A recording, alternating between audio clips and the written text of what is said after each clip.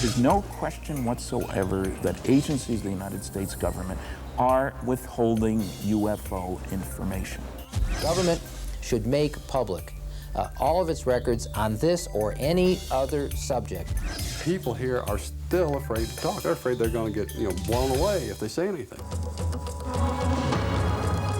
From the boundaries of the universe to the depth of your soul, embark on a journey through the unknown and unexplained as we explore mysteries, magic, and miracles.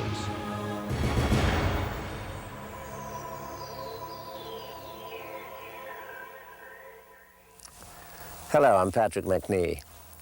For those who studied the phenomenon of UFOs, the question isn't whether they exist or not, it's how much the government knows about their existence. The answer? Probably a lot more than the government admits. In 1947, something crashed in a remote part of New Mexico. After a rancher brought pieces of the wreckage to the Roswell Army Air Base, an official press release stated that it was a flying saucer. Within hours, however, the story was changed. The public was told a mistake had been made, and the crashed object was nothing more than an ordinary weather balloon. Despite testimonies of scores of reliable witnesses who have since come forward, the official stand today, nearly 50 years later, is still that it was just a military weather balloon. A new Air Force investigation announced its findings just weeks before this broadcast. It wasn't a UFO. That's what the Air Force is saying after an 8-month investigation of a crash near Roswell, New Mexico. A crash that occurred 47 years ago. For years, there have been stories passed along by the residents that what the Air Force called a weather balloon was really a UFO, and that there were extraterrestrials on board. The Air Force tracked down people, combed archives, and even sent some old news photos to the CIA for analysis. It concluded what other government agencies had concluded for many years. There was no conspiracy to hide the truth. The amount of dissenting opinion is almost overwhelming among those who have investigated the incident and those who were witnesses. Don Schmidt, author of UFO Crash at Roswell, has painstakingly researched every angle of the Roswell story, including the notion that the Army misidentified a weather balloon as a UFO. The first press release that it was a flying saucer, and 6 hours later, we're sorry, ladies and gentlemen, there's no threat. There's nothing to be up in arms about. It's just a radar reflector device, constructed of foil, balsa wood, and baling twine. Now, even the rancher would have recognized the baling twine, certainly, and the rest of the material very conventional. And the very idea that the rancher, the sheriff, the deputies, the intelligence officer, the base commander, the counterintelligence officers, the engineers at Roswell, nobody could identify foil, sticks, and baling twine until General Ramey examines the material, and it's just a weather balloon. The question is, which press release is the true story? We have over 500 witnesses testifying through sworn affidavit or video deposition that what was recovered out here at this site and at the debris field site just 40 miles from here was not manufactured on this earth. Bob Shirkey is one of those witnesses. As an Army pilot stationed at Roswell, he got a close look at some of the recovered material as it was loaded onto a plane. He remembers the report that it was a flying saucer. The very next day, there was a recant from 8th Air Force saying that it was a weather balloon that was found and not an unknown object. And all I can say to that is that we had weather balloons in base operations because the weather station was there also. And I would see them carry a balloon out, blow it up, and send it on its way with a radio sound and so forth. And what was brought through the hangar, through the building and loaded on the airplane was not the same material.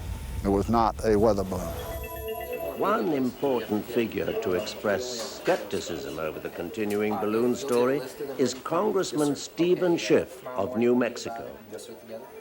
His office has initiated its own investigation into the case. He believes official records pertaining to Roswell exist and that these should be made available to the public. Can you imagine probably the best bomber group in the Army Air Corps saying that a weather balloon was a flying saucer? That would have been quite an embarrassment, and there should be some documentation of that going back and forth in Air Force, then Army Air Corps channels about how could this happen? You know, how could we make such fools out of ourselves if that is in fact what occurred? And I've asked the General Accounting Office to look for that documentation. I've also suggested they look at something else. There seems to be no doubt that these materials, when picked up, don't seem to have been treated like they were parts of a weather balloon. In other words, it seems to be uncontradicted that these materials were flown out of New Mexico under armed guard by military police. Now, weather balloons are not normally shipped under armed guard, so I've also suggested they look for the records as to who issued instructions suggesting that these materials be guarded at gunpoint. That is not how you'd normally see a weather balloon transported. Public interest in the Roswell case has reached an all-time high as interest in UFOs in general is rising. Walter Haut was the public information officer at Roswell, whose job it was to issue the official flying saucer press release. Haut's Army experience with public information and UFOs has been called upon more recently. A couple of years ago, he and some partners opened a non-profit UFO museum in Roswell to satisfy a growing curiosity on the subject. Radar and visual presentation from all 50 states. Several months ago, the Showtime cable network aired a special 2-hour movie about Jesse Marcel, the intelligence officer sent to investigate the crash. Here, the Major, played by Kyle MacLachlan, arrives at the debris-strewn ranch belonging to Mac Brazel, played by Dwight Yoakam.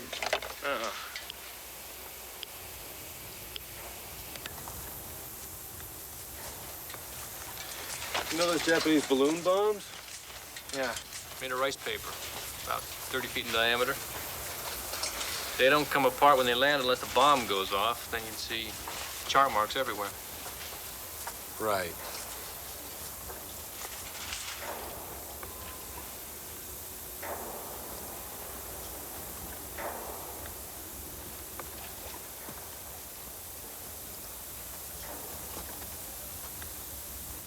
Was this gouge here before? Nope. All right. Let's just suppose Los Alamos or White Sands launched some ultra-experimental plane, rocket, or whatever. They'd be out looking for it. Maybe they are, maybe they can't find it. That happened. Sherman, look around you. What do you see? I mean, what do you see geographically? This place may be remote by car, but not by plane. You'd have to be blind not to spot this from the air. Nobody's found anything because nobody's out looking. And that means this ain't ours. When we return, we'll take a look back at Roswell 1947.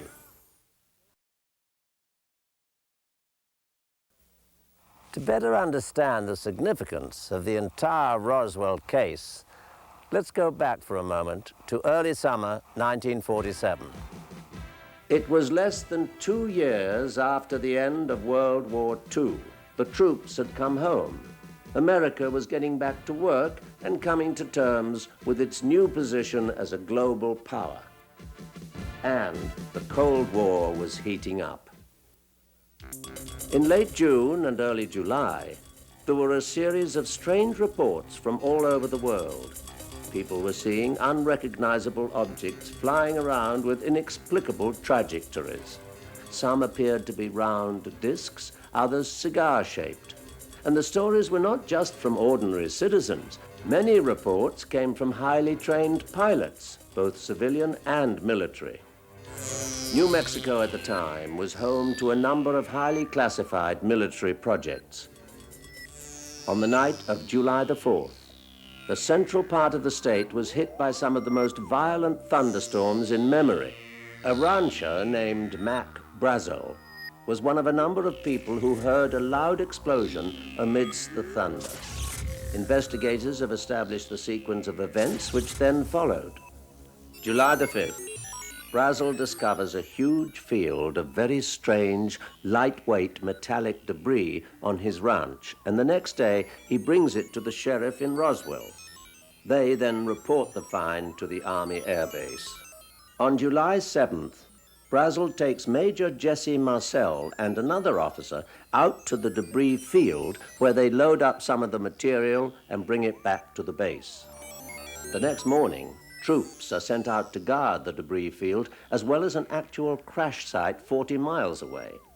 After Brazel talks to some local radio stations, Colonel Blanchard, the commander of the base at Roswell, dictates a press release saying the Army has captured a flying disc. That afternoon, the story hits the wires, and phone lines in Roswell are jammed. But within hours, Major Marcel is sent to Fort Worth with some of the debris, and there, General George Ramey gives Marcel some remnants of a weather balloon. At a hastily arranged press conference, Ramey says his officers had made a mistake, and the crashed object was in fact nothing more than a weather balloon with an attached radar reflector. And so the case was closed. Everyone moved on to other things. Just 2 months later, the attention of the nation was riveted on Chuck Yeager as the man with the right stuff broke the sound barrier and our own space program was officially underway. Whatever happened at Roswell was quickly forgotten by all, except those who were actually there. One of the most perplexing features of the incident is that the Army at first appeared to acknowledge the existence of an extraterrestrial craft, then completely denied it. Why didn't anyone question the about face? Those who were there have their own theories. This was right after the war. I say right after, it was a year and a half, but even so, everyone who'd been in the service during the actual war period had been always told, don't talk to anybody, don't tell them what you're doing, et cetera, et cetera. I think you've got to take a couple things into consideration. The 509th was a very highly classified organization. They were the only ones in the world capable of handling and delivering an atomic weapon. If you didn't have a need to know, you didn't ask. I was a bombardier, amongst other duties. I never was permitted to go near an airplane that had the bomb racks capable of handling an atomic weapon. I never asked to. I knew that I wasn't supposed to, so that was the end of it. You've got a different frame of mind back in 1947 than you have in 1994. Frank Joyce was a radio personality in Roswell at the time and spoke with rancher Mac Brazel. He believed national security may have motivated the cover-up. That was a different era than now. You didn't have the complex society that we have now. You did not have TVs, cameramen, as we have scheduled here, a news reporter like yourself with a backing of all sorts of people and all the best equipment in the world to report everything that happened. So when a statement came out on the news wire that simply said it's a weather balloon, people were inclined to believe it. And I don't say these things lightly because I have great respect for our military and was at that time I would say, as much of a patriot as anyone. And as I said, given the mindset of people at that time, if you told me it was something of national security, I wouldn't talk about it. Times were indeed different in 1947. This was before the era of Vietnam. The 60s and Watergate had not happened, nor the recent savings and loan scandals. It wasn't yet common practice to question everything the government did. It wasn't until 1978 that the file on Roswell was reopened. Stanton Friedman, a nuclear physicist, author, and popular lecturer, was the person who stumbled upon this extraordinary story. In the course of my lecturing, of course, because I take such a strong stand, the lecture is flying saucers are real. I'm not an apologist, ufologist. A lot of people tell me lots of things. And once when I was in Baton Rouge, Louisiana, at a television station, waiting for a third interviewer, and the station manager's giving me coffee because the girl was late, out of the blue, no previous connection, anything we talked about. He says, you know, the guy you ought to talk to is Jesse Marcel. Who's he?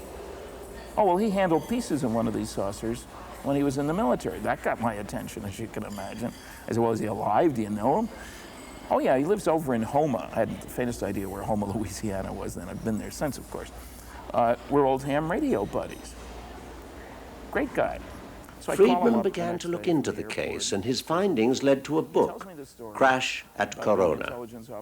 Others followed his lead, and one by one, witnesses who had kept silent for over 30 years began coming forward. This weird stuff. For a few brief hours, the lid was off on what could have been one of the most fantastic stories in human history, and then it was slammed shut. In a moment, we'll see just how tight the clampdown was.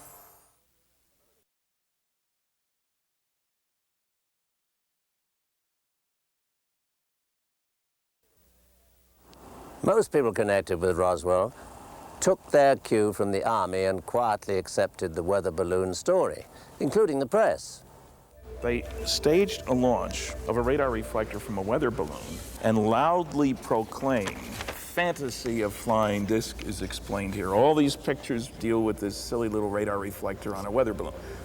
General Ramey gives the explanation. Next day they stage the launch, the media are there, it goes out on a wire, and that was the end of the flying saucer craziness.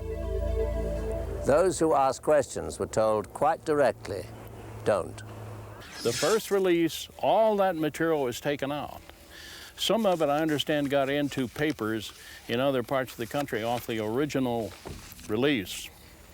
But I spent about 15 or 20 years not knowing whether that was true or not, because this story was really hushed up. I mean, it was shut up entirely. Judd Roberts managed the radio station in Roswell where Frank Joyce worked. He recalls that dropping the entire story wasn't a request, it was an order. I had a call from Washington the next day, right after that, after the news deal had come out, and saying that if we put anything on the air at all, that they were monitoring us, and if there was anything on the air at all, frankly, they'd pull our license. He wasn't talking about a hearing or anything. He said it'll be canceled not later than tomorrow morning. There are many reports of witnesses being threatened or bullied, or in the case of military personnel, being shipped off to remote locations, all to keep the lid on this story. Nobody knew about this site except some of the civilians involved, and they were actually threatened into submission. The military went to their homes, they sequestered them at the base and reinforced their oaths of secrecy with physical threats. In other words, you will come to bodily harm if you ever say a word about this. When people like Stanton Friedman, Don Schmitt, and others went to federal agencies and began probing, one thing they found was that the U.S. government was anything but cooperative with information. Back in the late 70s, went after the CIA, everybody's favorite target, you know. We want all your UFO information. We don't have any UFO information. You do too, we do not. We appeal, they deny. We go to court. The judge says, do a search of your files, gentlemen, at the CIA. They come back, oh, we found 900 pages of UFO information. After saying they had none, you understand. I naturally filed with the CIA for their 23 UFO documents. They're supposed to respond in 10 working days. That's pretty quick, and you know what's going on. 35 months later, they responded. They agreed to release the first 9. I was ecstatic until I looked at them. We're talking 23 documents, 9's pretty good. They were press abstracts of Eastern European newspaper articles about flying saucers, which the Russians had the day they were published. Their own 14 documents they withheld. They tried to discourage me from appealing. I appealed. 2 years after that, so it took me 5 years, they agreed to release tiny portions of 3 of those documents. This is a released CIA UFO document. Very informative. There are about 8 words or so that you can read there, none of which tell you anything. Though official information is tough to come by, investigators press onward, inspired perhaps by increasing public curiosity. As time goes by, public interest seems to be anything but diminishing. In fact, it's just the opposite. There appears to be a growing desire by citizens to get whatever information the government has on Roswell. The popular scientific monthly, Omni magazine, recently featured a Roswell declaration in which readers were invited to join the petition for any information the government may have. There is an ever-growing pile of books, articles, and videos relating to Roswell. It's clear that people want to know. So the question is, why are they still withholding all this information? Why the cover-up after all these years? If you had some sort of a national security situation, people just wouldn't talk about it. I can't imagine any kind of security need from the year of 1947, which may have been valid then, being still valid almost 50 years later.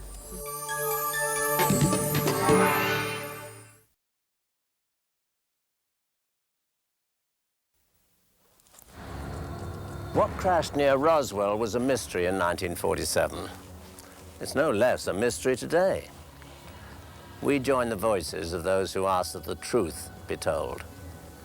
Was it a secret government experiment? Was it a crashed ship from another world?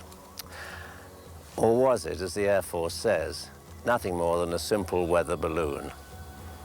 I'm Patrick Macnee. Join me next time for more mysteries, magic, and miracles.